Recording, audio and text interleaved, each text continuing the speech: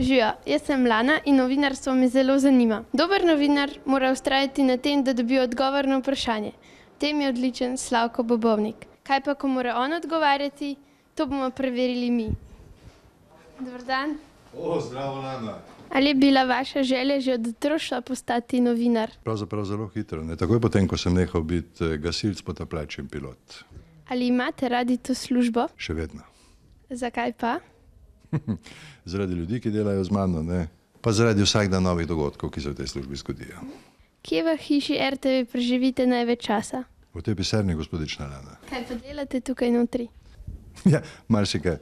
Poglej, na računalniku je celotna nocojšnja oddaja. Vse se pravzaprav naredi tu. Do studija, kamor bo šla potem. Pred odhodom v studio pa še skok v garderobo in v masko, saj studijska luč zahteva posebno podlago. Namažejo tudi Lano in zdaj je čas, da ona prevzame voditeljsko mesto. Imate željo, da bi nastopili v kakšni kuharski oddaji ali pa kaj podobnega? Ja, jaz bi pravzaprav najraje nastopil v glasbenih oddajah, samo se bojim, da bi gledalci pobegnili, če bi jaz zapel. Ali imate željo, da bi igrali kakšen inštrument? Jaz celo mislim, da igram kak inštrument, 4 akorde obvladam na gitari. Ne, to ni odlično. Kaj delate med prostim časom, če ga seveda imate? Kolesarim. Wow, televizija je res zanimiva. Slavko Bobovnik pa zna tudi na vprašanja dobro odgovarjati.